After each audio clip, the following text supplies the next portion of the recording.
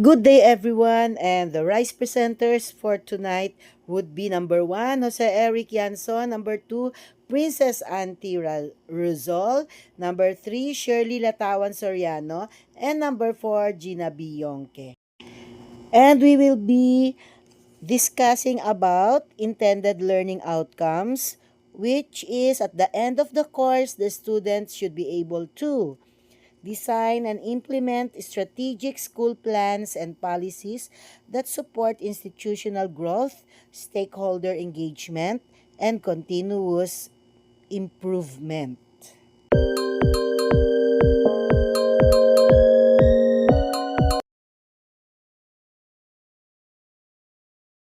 And the first thing that we did is that to be familiar with each of the member of the group. So we met online.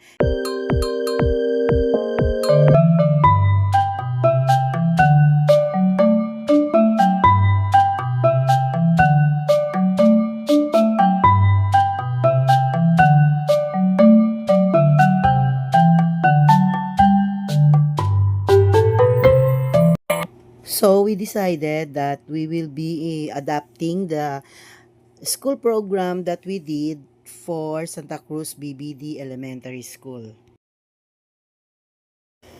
Presenting our project title, Project Growth, which means governance and responsibility through organized work with trusted holders.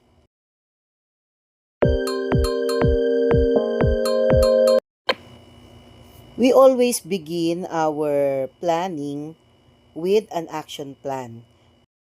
We are all familiar with School Parents Teacher Association or PTA or School PTA. But this time around, there is what we call the SGC, the School Governance Council, and they will be combined with the SPTA.